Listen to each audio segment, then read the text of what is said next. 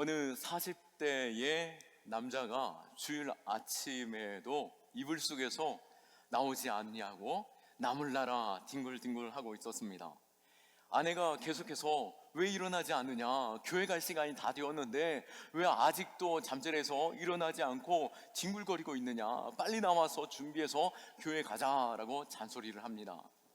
이 소리를 듣던 어머니는, 노년의 어머니께서 살며시 아들에게 찾아 들어오셨습니다. 그리고 아들에게 묻습니다. 얘야, 주일인데 교회 가지 않고 왜 그러니? 라고 물으신 것이죠. 그 중년의 남성은 어머니에게 투정을 부리듯이 이렇게 고백합니다. 어머니, 저 교회 가기 싫어요. 어머니에게 내가 왜 교회를 가기 싫은지 세 가지를 말씀하는데요, 어머니가 깜짝 놀라는 가운데 이 얘기를 듣게 됩니다. 아들은 어머니에게 이 세 가지를 얘기합니다. 어머니, 제가 교회 가기 싫은 이유가 세 가지가 있습니다. 저도 주일 아침에 남들처럼 좀 편안하게 오랜 시간 좀 잠 좀 자봤으면 좋겠습니다. 제가 평생 교회 열심히 다니지 않았습니까? 어머니, 오늘 하루쯤은 좀 쉬고 싶습니다. 그리고 또 두 번째로는 교회 가니까 그 찬양 인도하는 사람 뭐 그렇게 멘트가 많은지, 자기가 목사입니까? 무슨 멘트를 그렇게 많이 하는지 모르겠습니다. 또 장로님들 왜 이렇게 제가 교회를 가면은 위에서 아래까지 이렇게 저렇게 계속해서 훑어보는데 답답해서 도저히 교회 가고 싶지 않습니다. 우리 교회 장로님들은 그러지 않는데요, 이 남성이 그렇게 말하고 있는 것입니다. 투정 부리면서. 이때 어머니가 그 얘기를 듣다가 아들에게 말합니다. 얘야, 그럼 네가 교회를 꼭 가야 하는 세 가지를 내가 또 말하겠다. 첫 번째는, 교회는 사람을 보고 가는 것이 아니다. 우리 하나님을 바라보고 그곳 가운데 진정으로 예배하는 것, 그것이 우리 안에 있어야 되지 않겠느냐. 그리고 예배는 우리가 선택하는 것이 아니라 필수로 우리에게 생명 주신 하나님, 우리를 구원하신 하나님께 당연히 드려야 하는 당연함으로 인간된 그 필수로서 예배하지 않겠느냐. 그리고 마지막으로, 네가 그 교회 담임 목사 아니냐. 담임 목사도 때로는 교회 가기 싫을 때가 있습니다. 네, 그렇지는 않았고요. 네, 여러분 어떠셨습니까? 오늘 교회 나오시는데 즐거움으로 나오셨습니까? 네, 교회는 나가는 것, 생각하는 것만으로도 우리 안에 큰 기쁨이 있습니다. 우리 안에 위로가 있습니다. 또 평강과 또 넘치는 소망이 있습니다. 오늘 기쁨으로 이 자리에 나온 줄로 믿습니다. 장마 기간입니다. 이게 또 오래간만에 교회에 나오시는 분들도 있는데요, 또 오가는 길 안전하길 위해서, 또 혹시 길이 미끄러워지고 또 오늘따라 몸이 무거워서 나오기 싫어하는 분도 없지 않아 있었을 거라고 생각합니다. 그럼에도 불구하고 교회 기쁨으로 나오신 성도님들을 축복하고, 또 하나님께서 그 예배를 기뻐 받으시고 우리로 그 은혜를 넘치게 하시는 줄로 믿습니다. 오늘 시편 122편은 다윗의 시입니다. 그리고 이 내용을 한마디로 정리를 해본다면 바로 하나님께 나와 예배하는 그 즐거움, 그것을 고백하고 있는 것이죠.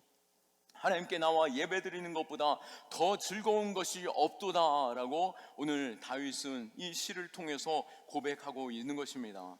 다시 말해 이 예배의 감격, 그 기쁨을 전하고 있는 것이죠. 다윗에게 있어서 예배는 최고의 즐거움이었습니다. 우리에게도 이와 같이 이 예배가 즐거움과 기쁨과 또 참된 평화 주는 예배 되기를 원하고요, 또 하나님께서 부어주시는 그 은혜와 형통이 우리 안에 있기를 축원합니다. 예배 드리는 것에 우리 안에 참된 기쁨이 있습니다. 오늘 1절 말씀에 사람이 내게 말하기를 여호와의 집에 올라가자 할 때에 내가 기뻐하였도다 라고 고백하고 있습니다. 교회 갑시다 라고 전하는 그 메시지, 그것이 우리에게 얼마나 큰 기쁨입니까? 아버님, 교회 가셔야죠. 아버님, 교회 가시는, 어머니, 교회 가는 것이 우리 안에 참 즐거움이고 또 함께 예배하는 것이 정말 제게 큰 기쁨입니다 라고 고백하는 그 고백들, 오늘 시인도 역시 마찬가지인데요, 주변에 많은 친구들이 그에게 찾아와 교회 가자라고 외치고 있습니다. 그 소리에 기뻐하면서 기쁨으로 그 자리를 박차고 일어나 예배 자리로 나가고 있는 것이죠. 이스라엘 남자들은 1년에 3차례 예루살렘 성전을 찾았습니다. 물론 매주 이 공회 자리에 모여서 함께 예배하고 또 말씀을 듣는 또 공부하는 자리가 있겠지만 1년에 3번 그 절기에는 온 가정의 남자들이 대표하여서 예루살렘을 찾아 그곳에서 예배하게 됩니다. 이것이 예루살렘에 드려지는 그 예배가 온 이스라엘의 기쁨의 잔치가 되는 것이고, 온 이스라엘이 하나님을 함께 예배하는 것으로 얻게 되는 그 풍성한 은혜가 그곳 가운데 있는 것입니다. 오늘도 우리가 맥주감사 주일로 주님을 찾고 예배하게 되는데요, 그 기쁨과 은혜가 넘칠 수 있기를 바랍니다. 오늘 이 당시에 오늘과 같이 바로 교통이 좋거나 또 통신이 발달되어져 있거나 또 먼 길 가는 것에 있어서 수월하다라면은 예루살렘까지 가는 거 어렵지 않겠죠. 그러나 당시에는 어땠습니까? 그 팔레스타인 지역, 낮에는 너무나도 강렬한 태양이 비추고요, 또 밤에는 엄청나게 추운 곳이 그 팔레스타인 지역입니다. 또 게다가 예루살렘까지 가는 길에는 산이 험한 곳도 있죠. 그곳에서 맹수를 만나기도 하고요, 또 강도를 만나는 일도 다반사였던 것이었습니다. 그럼에도 불구하고 그들은 이 예루살렘으로 향하는 여행을 선택하고 기쁨으로 그곳으로 나아가는 것이죠.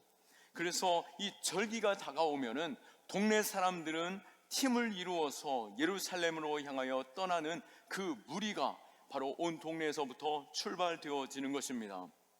그리고 함께 예루살렘으로 가서 하나님 앞에 예배드리자라고 초청하게 되는데요, 오늘 바로 이 1절의 말씀이 그 초청 가운데 이 시인이 감격하며 기쁨으로 반응하고 있는 것이죠. 우리도 주의 전을 찾아 예배하는 것 얼마나 기쁨이 넘칩니까? 코로나19 상황으로 인하여서 좀 답답함 가운데 또 제대로 예배드려지지 못하는 부분도 또 여전히 나오지 못하는 그러한 상황들에 놓여있는 분들도 있습니다. 그러나 예배 자리로 나오는 것이 우리 안에 큰 기쁨이 되는 줄로 믿으시기 바랍니다.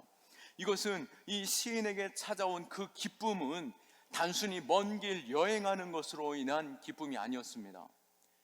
그 동네에 그 친구들과 무리지어 여행하는 것 큰 기쁨이 될 수 있겠죠. 우리도 여행하는 것 얼마나 기쁨이 있습니까? 이 코로나19 상황이 빠르게 종식될 줄 알았습니다. 이제 백신도 많은 사람들이 맞고 있었고 또 더 소망 넘치는 이야기들이 끊임없이 들려지고 있었기 때문에 올 가을이 되면은 우리 교회도 여행 갈 수 있겠지, 소풍 갈 수 있겠지라는 생각을 갖게 되었는데요, 참 쉽지는 않은 것 같습니다. 그러나 여행하는 것 그것만으로 오늘 시인이 기쁨으로 노래하고 있지는 않습니다. 바로 예배를 드리는 그 기쁨이 그에게 있었기에, 세상에서 맛볼 수 없는 그 기쁨이 그 예배 현장에 있기에 그는 그 예배를 생각하는 가운데 기뻐하며 이 초청에 반응하며 나아가고 있었다라고 하는 것입니다. 예배 가운데 하나님의 임재가 있고 또 하나님께서 부어주신 은혜와 감격이 있습니다. 또 그 임재로부터 얻게 되어지는 신비와 놀라운 은혜들, 그것을 경험하면서 예배할 때에 그 무엇으로 비교할 수 있겠습니까? 세상의 그 즐거움과 비교할 수 없는 참된 평화와 안식과 소망이 넘치고 또 신비 가운데 기뻐할 수 있는 것이 바로 교회의 예배인 것이죠.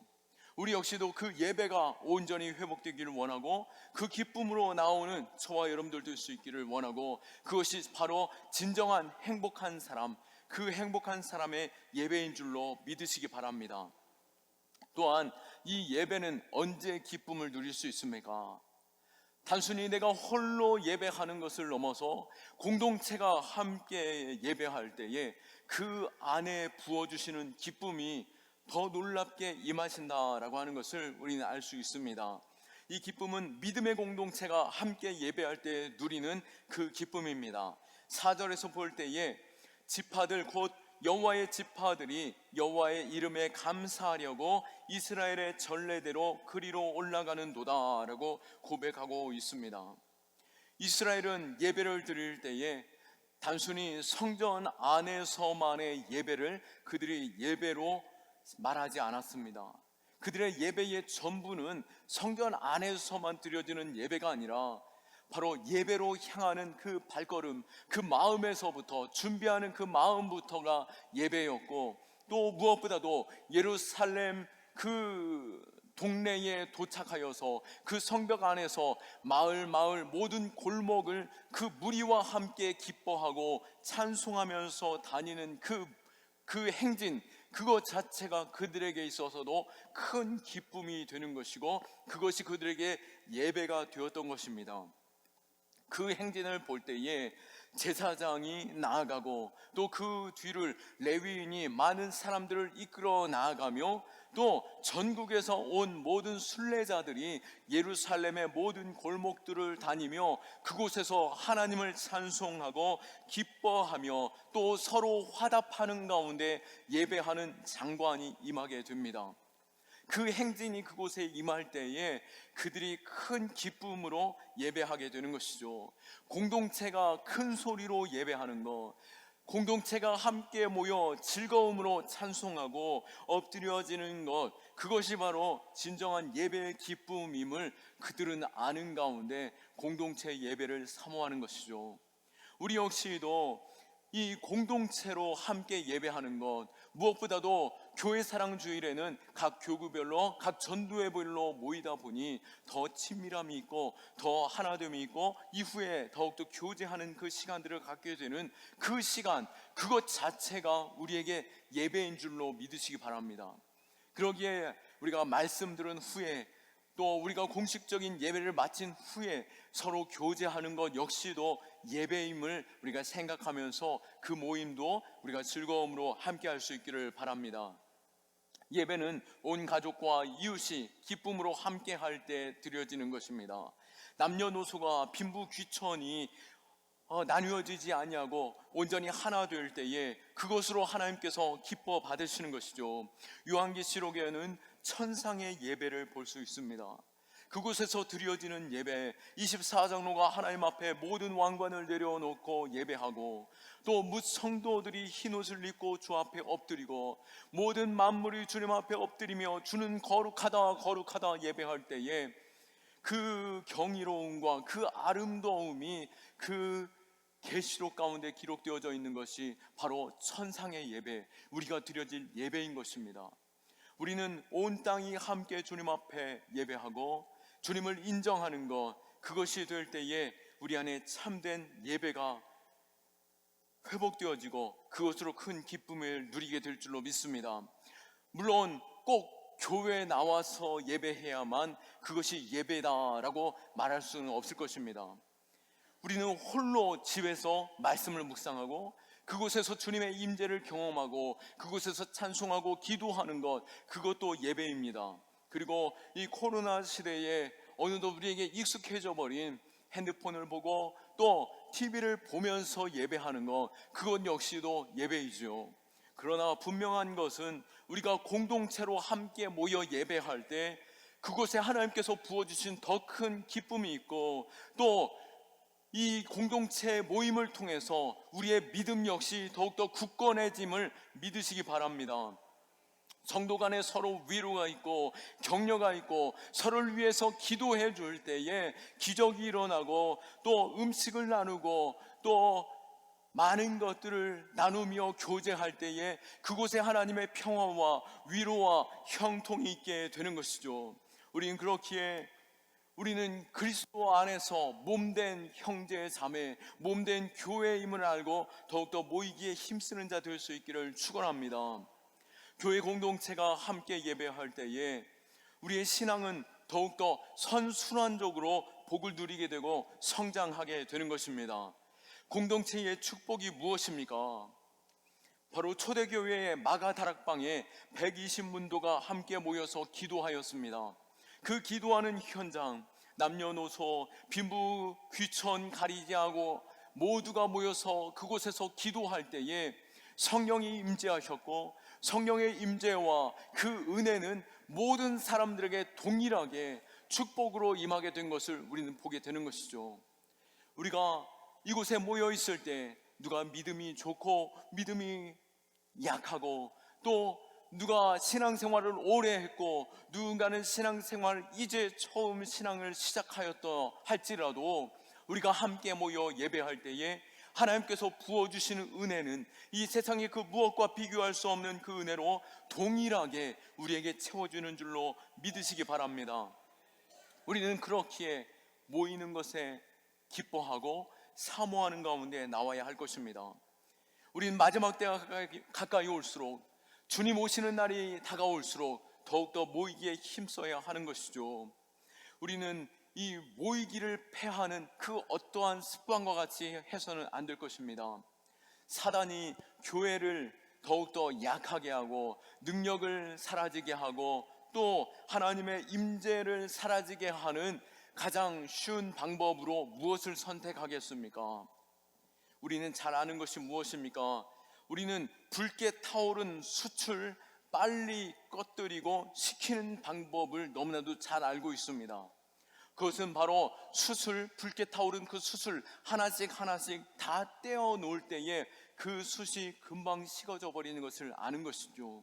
사단 역시도 믿음으로 뜨거운 교회, 부흥하는 교회, 하나된 교회를 흩어버릴 때 그 교회의 믿음이 식어지고 그들의 삶의 그 신앙의 그 기쁨이 사라지게 한다라고 하는 것을 너무나도 잘 알기에 마지막 때에 우리를 자꾸만 흩으려고 한다라고 하는 것입니다.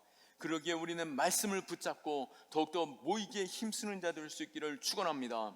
히브리서 10장 25절 말씀에 모이기를 패하는 어떤 사람들의 습관같이 하지 말고 오직 권하여 그날이 가까이 오음을 볼수록 더욱 그리하자라고 말씀하고 있습니다. 그러기에 우리가 더욱더 모이기에 힘쓰고 또 전도회별로 또 각 셀별로 모이자라고 할 때 더욱더 기쁨으로 나옴으로 주님이 그곳에 함께 하시고 주님의 복이 그곳에 임하는 줄로 믿고 즐거워하는 그 모임 될 수 있기를 축원합니다. 또 우리가 모임 가운데 또 예배하는 가운데 하나님의 특별한 은혜가 그곳에 임하게 되는 것입니다. 기쁨과 즐거움으로 주의 성전을 찾는 자들에게 이러한 특별한 복이 임하게 되는데요, 어떠한 복입니까? 바로 기도의 복이고 그 기도를 통하여서 우리에게 형통케 되어지는 것을, 교회가 또 복을 얻고 부흥케 되는 것을 보게 되는 것입니다.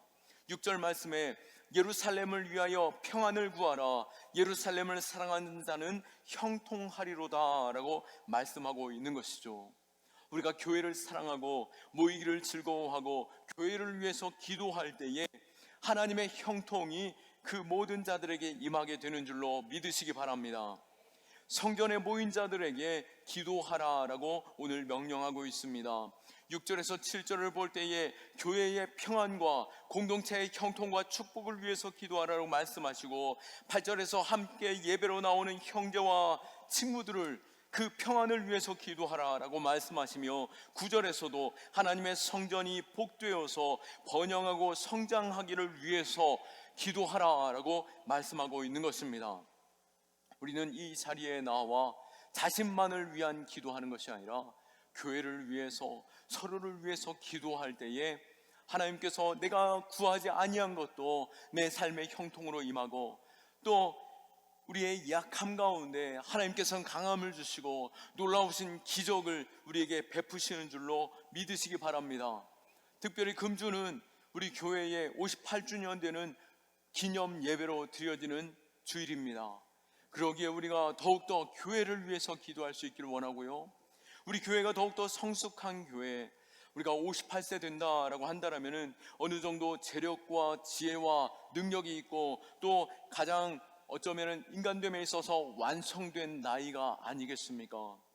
그와 같이 우리 교회가 더욱더 성숙하고 온전하고 또 안정되어지고 또 안정을 전할 수 있는, 복을 증거할 수 있는 우리 그러한 교회로 설 수 있기를 위해서 계속해서 기도해 주시기를 원합니다. 교회를 위해서 기도할 때 그 복이 우리에게 임하게 되는 것이죠. 또 9절 말씀에서도 볼 때에 하나님께서는 교회를 형통케 하시려고 주의 백성들을 축복하시고 형통케 하시는 것을 볼 수 있는 것입니다. 이러한 선순환이 우리가 교회를 즐거워하고 교회를 위해서 기도하고 헌신할 때 임하게 되는 것이죠. 우리는 평안에 매는 줄로 성령이 하나 되게 하신 것을 기억하는 가운데 서로를 위해서 힘써 기도하고 또 하나됨을 위해서 더욱더 힘쓰는 저와 여러분들 다 되시기를 예수 그리스도의 이름으로 축원합니다. 말씀을 마칩니다. 하나님의 축복은 교회를 사랑하는 곳에 임하고 교회의 평안을 위해서 기도하는 성도들에게 하나님의 형통이 임하게 되는 줄로 믿으시기 바랍니다. 공동체의 평안과 형통을 위해서 우리가 기도할 때에 하나님의 그 축복이 임하게 되는 것이죠. 때로는 신앙생활 할 때 어려움도 우리에게 주어지기도 합니다. 우리 자신들을 돌아볼 때에, 우리 성도들의 면면을 볼 때에, 또한 신앙생활 할 때에 때로는 교회 안에서 상처도 받게 되고 또 어려움도 처하게 될 때가 있습니다. 우리는 같은 죄인으로서 우리를 부르셨기에, 죄인과 죄인이 만났기에 우리는 또 실수할 수밖에 없는 것이고, 우리는 그 실수하는 가운데 남에게 아픔을 주기도 할 수 있는 것이죠. 그러나 이 아픔은 우리가 더 힘써 사랑할 때 그 모든 아픔을 넘어서는 기쁨이 우리에게 주어지고 축복이 우리에게 주어지는 줄로 믿으시기 바랍니다. 존경하는 목사님 존 맥스웰 목사님이 고등학교 때 집에서 정말 하기 싫은 일 하나가 있었는데요, 그것이 바로 설거지하는 일이었다라고 합니다. 무슨 남자가 설거지냐라고 하겠지만 어머니께서 간혹 설거지를 시키셨는데 그게 그렇게 하기 싫었답니다. 그래서 어머니께서 설거지를 시킬까봐 일찍부터 좀 조숙했던 것 같습니다. 사귀던 여자친구가 있었는데요, 고등학교 때 여자친구를 사귀었는데요, 그 여자친구 집에서 수시로 놀러가 그 집에 머물곤 했다라고 합니다. 그런데 그 집도 여전히 밥을 먹게 되겠고 또 설거지도 하겠죠. 그 여자친구의 어머니께서 설거지하고 있을 때 어머니 제가 설거지 하겠습니다, 팔을 걷고 그곳에 다가가서 설거지를 하곤 했다라고 합니다. 그런데 그곳에서 설거지할 때는 기쁨이 있었고 즐거움이 있었다라고 하는데요, 왜 그랬을까요? 그릇이 적어서였을까요? 아니죠. 사랑하는 여자친구가 있었기 때문이었던 것입니다. 우리가 사랑하면은 아무리 어려운 것도 또 부담스러운 것도 기쁨이 될 수 있는 것이죠. 우리 옆 사람 한번 바라봐 주시겠습니까? 사랑합니다 라고 한번 말씀해 주십시오. 사랑합니다. 우리가 교회를 사랑할 때 우리 안에 더 큰 기쁨이 있고 하나됨이 있고 또 즐거움과 형통이 있는 줄로 믿습니다. 더욱더 힘써 사랑하는 우리 경암교회 되기를 원하고 하나님께서 은혜 부어주시고 형통케 되는 경암교회 되기를 예수 그리스도의 이름으로 축원합니다. 우리 하나님께